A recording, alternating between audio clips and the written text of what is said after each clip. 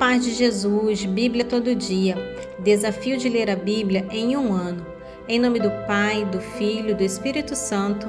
Amém. Oração inicial. Abre, Senhor, a minha mente para que eu compreenda, minha boca para que eu proclame e meu coração para que eu acolha. Amém.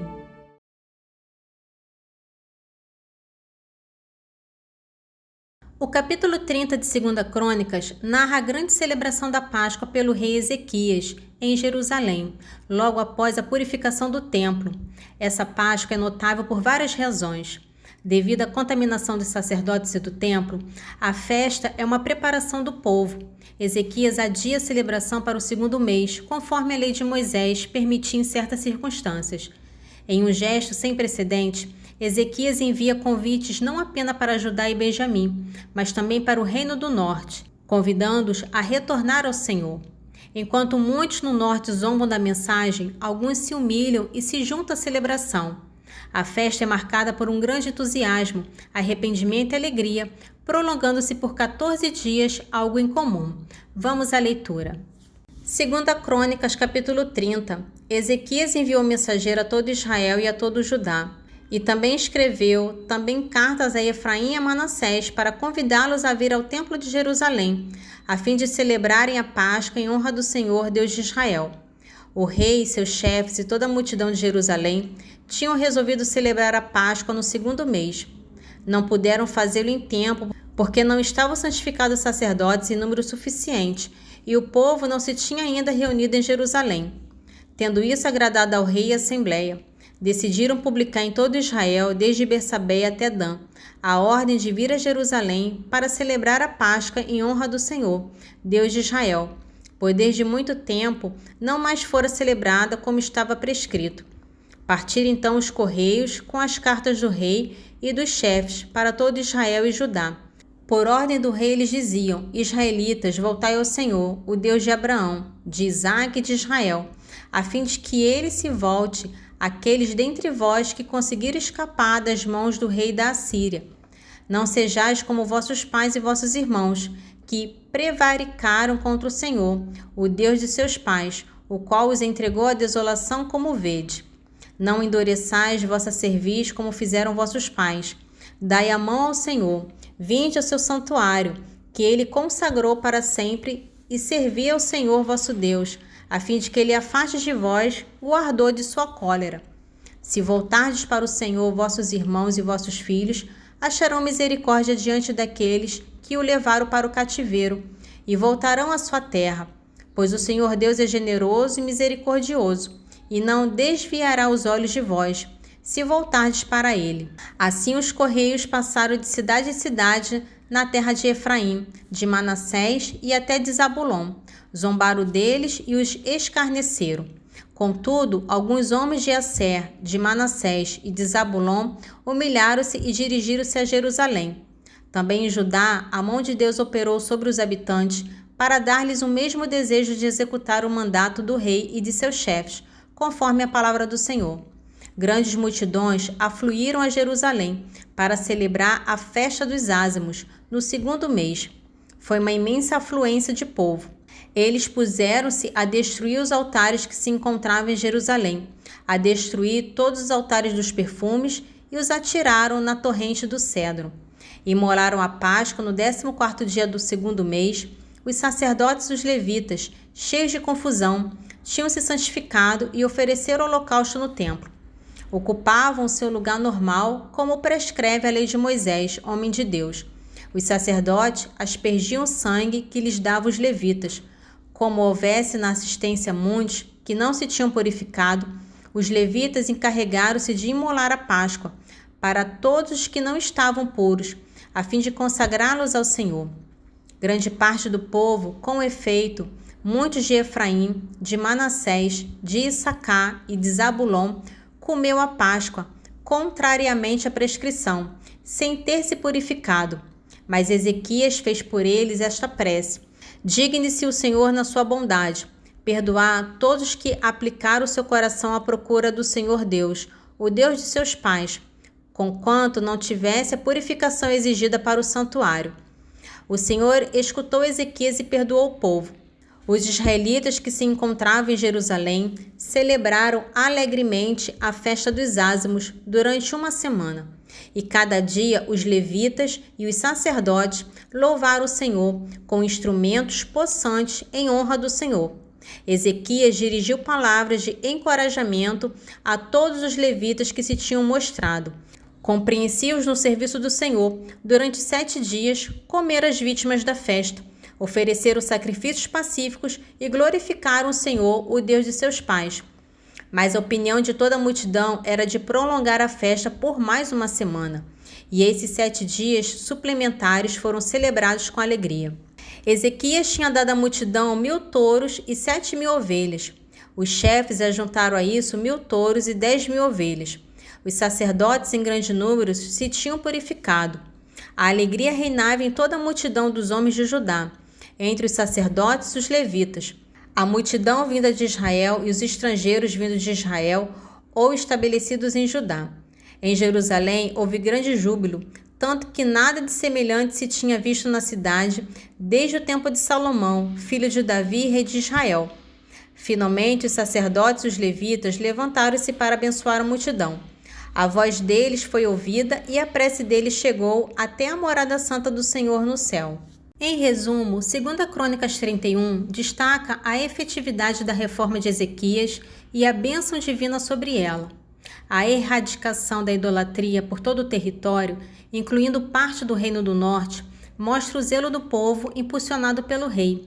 Ezequias reorganiza os turnos e deveres de sacerdotes e levitas, restabelecendo a estrutura e a disciplina do serviço no templo.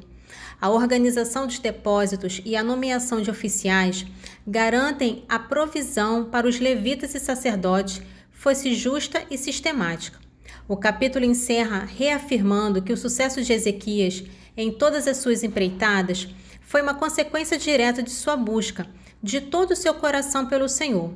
Este capítulo é um testemunho da importância da ordem, da fidelidade e da generosidade para a vitalidade do culto e da vida espiritual de uma nação. 2 Crônicas, capítulo 31. Acabadas essas festas, os israelitas presentes foram à cidade de Judá e despedaçaram as estelas, derrubaram as áceras, destruíram os lugares altos e demoliram os altares de todo o Judá, Benjamim, Efraim e Manassés. Foi uma destruição radical. Feito isso, os israelitas retornaram cada qual para sua cidade, cada qual para sua terra. Ezequias restabeleceu as categorias dos sacerdotes e levitas segundo suas classes, tendo cada um deles sua função própria, seja para os holocaustos e os sacrifícios pacíficos, seja para o serviço do culto, seja para os cantos e louvores às portas da morada do Senhor. O rei reservou também uma porção de seus bens para os holocaustos da manhã e da tarde, para os dos sábados, das neomênias e das solenidades, conforme a prescrição da lei do Senhor. Ordenou ao povo que habitava em Jerusalém, provesse a manutenção de sacerdotes e levitas, a fim de que estes pudessem consagrar-se à observância da lei do Senhor. Logo que essa ordem foi promulgada, os israelitas multiplicaram suas oferendas das primícias de trigo, do mosto, do azeite, do mel e de todos os produtos do campo, com uma abundância de dízimos de toda sorte. Os israelitas e os filhos de Judá, que moravam em Judá, deram também o dízimo do gado e dos rebanhos, bem como o dízimo das coisas santas, consagradas ao Senhor seu Deus, e fizeram dele montões. Esse estoque começou no 3º mês e só no 7º mês acabou. Vieram então Ezequias e seus chefes, e vendo esses montões, louvaram o Senhor e seu povo de Israel. Ezequias interrogou a esse respeito os sacerdotes e os levitas. O sumo sacerdote Azarias, da linhagem de Sadoc, respondeu-lhe: desde que começaram a trazer essas oferendas ao templo, temos comido a saciedade e delas nos restam muitas. O Senhor abençoou o seu povo, eis tudo o que sobra. Ezequias deu ordem de preparar celeiros no templo do Senhor, o que foi feito. Neles amontoaram fielmente as oferendas, os dízimos e as coisas consagradas. Para essa tarefa foi encarregado o levita Coninias, ajudado por seu irmão Semei. Sob a direção deles, Jaiel, Azarias, Naate, Asael, Jarmute, Josabade, Eliel, Gesmaquias, Maate e Banaías exerciam o ofício de vigilante, todos sob a ordem do rei Ezequias e de Azarias, governador do templo. O levita Coré, guarda da porta oriental, estava encarregado dos dons voluntários feitos a Deus, da distribuição das oferendas feitas ao Senhor e das coisas consagradas. Estava à sua disposição nas cidades sacerdotais, Éden, Miniamim, Jesué, Semeias, Amarias e Zequenias, com a missão de distribuir equitativamente sua parte a cada um, grandes e pequenos segundo suas classes, com exceção, contudo, dos varões inscritos da idade de 3 anos para cima. Faziam a distribuição a todos que vinham ao templo do Senhor para o serviço cotidiano, conforme suas funções e classes. A inscrição de sacerdotes era feita segundo suas famílias e a dos levitas, desde a idade de 20 anos para cima, segundo suas funções e classes. A inscrição de toda essa multidão mencionava toda a família, mulheres, filhos e filhas, porque a distribuição das oferendas devia se fazer com equidade. Quanto aos sacerdotes da linhagem de Arão, que moravam no campo e nos arrabaldes de suas cidades, havia em cada localidade homens nominalmente designados para distribuir porções a todo varão, dentre os sacerdotes e a todos os levitas inscritos. Foram essas as medidas tomadas por Ezequias em toda a terra de Judá. Praticou o bem, leal e fielmente diante do Senhor seu Deus, em tudo que empreendeu para o serviço do templo, para a lei e para as prescrições. Só procurou a vontade de Deus, pondo na sua obra todo o seu coração. Em tudo foi bem sucedido. Este trecho do capítulo 32 de 2 Crônicas inicia a narrativa da invasão de Judá pelo rei Senaqueribe da Assíria durante o reinado de Ezequias. O foco aqui não é apenas na ameaça militar iminente, mas crucialmente na resposta de fé e liderança de Ezequias diante dessa crise. Em contraste com a apostasia de seu pai Acais, que buscou aliança com a Assíria, Ezequias se volta para Deus, fortalece as defesas da cidade e, de forma inspiradora, encoraja o povo a confiar no Senhor, lembrando-os que Deus é maior do que qualquer exército humano. 2 Crônicas, capítulo 32, dos versículos 1 a 8. Depois desses feitos, que eram provas de fidelidade, Senaqueribe, rei da Síria, invadiu Judá e assediou as cidades fortes com o desígnio de se apoderar delas. Quando Ezequias viu que o objetivo de Senaqueribe era Jerusalém, resolveu, de acordo com os chefes e seus oficiais, obstruir as águas das nascentes que se encontravam fora da cidade, e todos os ajudaram a executar esse projeto. Juntou muita gente que se pôs a obstruir todas as fontes, como também o riacho que corria no meio da terra, porque diziam eles: os reis da Síria haveriam de encontrar, chegando aqui, água em abundância?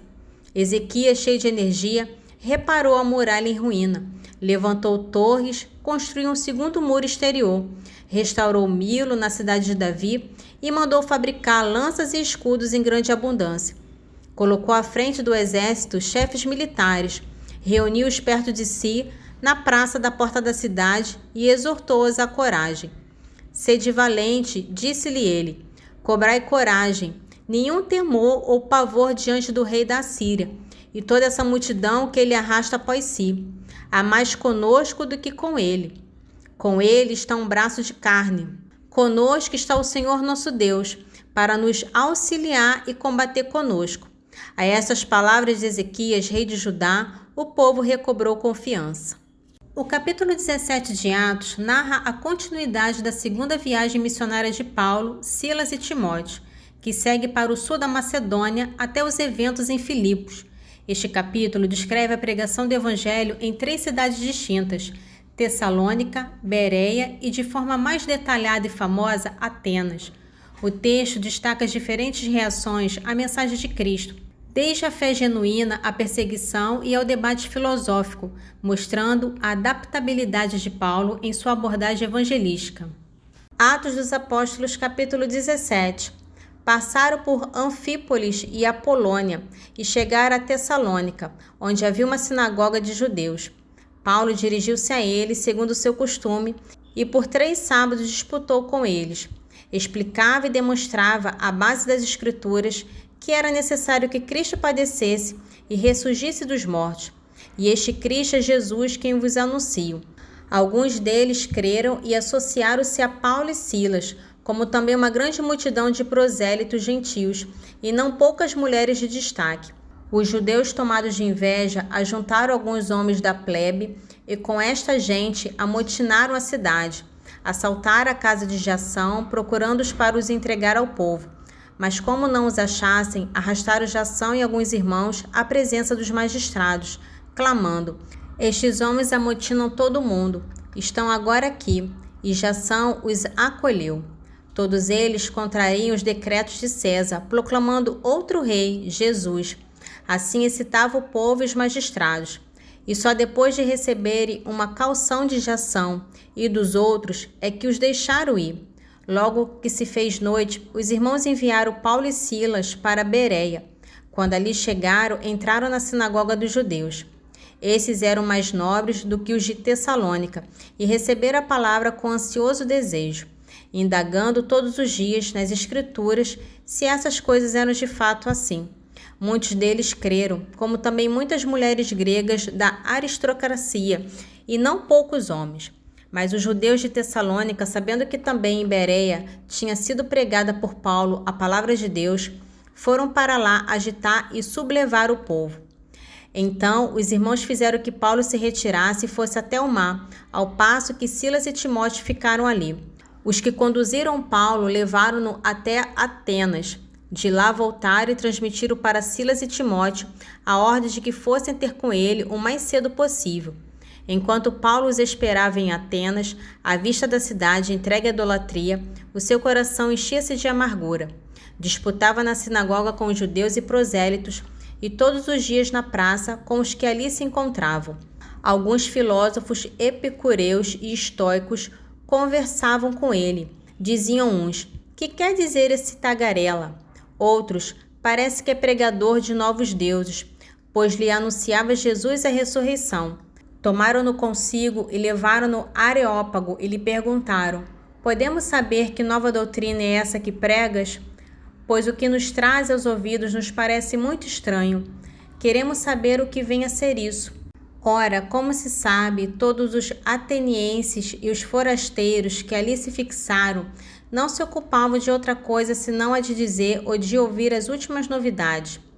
Paulo, em pé no meio do Areópago, disse: homens de Atenas, em tudo vos vejo muitíssimo religiosos, percorrendo a cidade, considerando os monumentos de vosso culto. Encontrei também o altar com esta inscrição: a um Deus desconhecido. O que adorais sem o conhecer, eu vou-lo anuncio. O Deus que fez o mundo e tudo o que nele há. É o Senhor do céu e da terra, e não habita em templos feitos por mãos humanas, nem é servido por mãos de homens, como se necessitasse de alguma coisa, porque é Ele quem dá a todos a vida, a respiração e todas as coisas. Ele fez nascer de um só homem todo o gênero humano, para que habitasse sobre toda a face da terra. Fixou aos povos os tempos e os limites da sua habitação. Tudo isso para que procurem a Deus e se esforcem para encontrá-lo, como que as apalpadelas, pois na verdade ele não está longe de cada um de nós, porque é nele que temos a vida, o movimento e o ser, como até alguns dos vossos poetas disseram: nós somos também de sua raça. Se, pois, somos da raça de Deus, não devemos pensar que a divindade é semelhante ao ouro, à prata ou à pedra lavrada por arte e gênio dos homens? Deus, porém, não levando em conta os tempos da ignorância, convida agora todos os homens de todos os lugares a se arrependerem, porquanto fixou o dia em que há de julgar o mundo com justiça, pelos ministérios de um homem que para isso destinou. Para todos deu como garantia disso o fato de tê-lo ressuscitado dentre os mortos. Quando ouviram falar de ressurreição dos mortos, uns zombavam e outros diziam: a respeito disso te ouviremos outra vez. Assim saiu Paulo no meio deles. Todavia, alguns homens aderiram a ele e creram, entre eles Dionísio, o Areopagita, e uma mulher chamada Damares, e com eles ainda outros. Nesse trecho do Salmo 70, o salmista descreve como um objeto de escárnio e admiração negativa para a multidão. mas contrapõe essa realidade com a certeza de que Deus sempre foi seu poderoso apoio. Ele afirma ter louvado a Deus incessantemente e por isso suplica fervorosamente para não ser rejeitado ou abandonado na velhice e na fraqueza. O motivo de sua angústia é a conspiração de seus inimigos, que afirmam que Deus o abandonou, incentivando uns aos outros a persegui-lo, pois acreditam que não há quem o possa livrar. Salmo 70, dos versículos 7 ao 11. Tornei-me para a turba um objeto de admiração, mas vós tendes sido meu poderoso apoio. Minha boca andava cheia de vossos louvores, cantando continuamente vossa glória. Na minha velhice não me rejeiteis, ao declinar de minhas forças não me abandoneis, porque falam de mim meus inimigos, e os que me observam conspiram contra mim, dizendo: Deus o abandonou, perseguiu e prendeu, porque não há ninguém para livrá-lo. Nesse trecho do livro de Sabedoria, descreve como a sabedoria divina guiou e protegeu o povo de Israel durante o Êxodo, sob a liderança de Moisés. Ela livrou Israel da opressão egípcia, realizou milagres no Mar Vermelho, puniu os egípcios e cuidou do seu povo no deserto, concedendo-lhe sabedoria e conhecimento. A narrativa culmina com o louvor e o reconhecimento da sabedoria em todas as gerações, celebrando a glória de Deus e a libertação de seu povo. Livro de Sabedoria, capítulo 10, dos versículos 15 ao 21. Foi ela que livrou das nações que tiranizavam o povo santo e a raça irrepreensível. Entrou na alma do servo de Deus e se opôs, com sinais e prodígios, a reis temíveis. Deu aos santos o galardão de seus trabalhos, conduziu-os por um caminho miraculoso, durante o dia serviu-lhes de proteção e deu-lhe a luz dos astros durante a noite. Fez-los atravessar o Mar Vermelho e deu-lhes passagem através da massa das águas, ao passo que engoliu seus inimigos e depois os tirou das profundezas do abismo. Também os justos, depois de despojados os ímpios, celebraram, Senhor, vosso santo nome, e louvaram unidos num só coração, vossa mão protetora, porque a sabedoria abriu a boca aos mudos e tornou eloquente a língua das crianças. Oração final. Senhor, te louvo e agradeço, porque deixastes tua palavra viva no meio de nós. Que as tuas palavras fiquem guardadas em meu coração e que eu seja testemunha viva do vosso Evangelho. Amém. Em nome do Pai, do Filho e do Espírito Santo. Amém.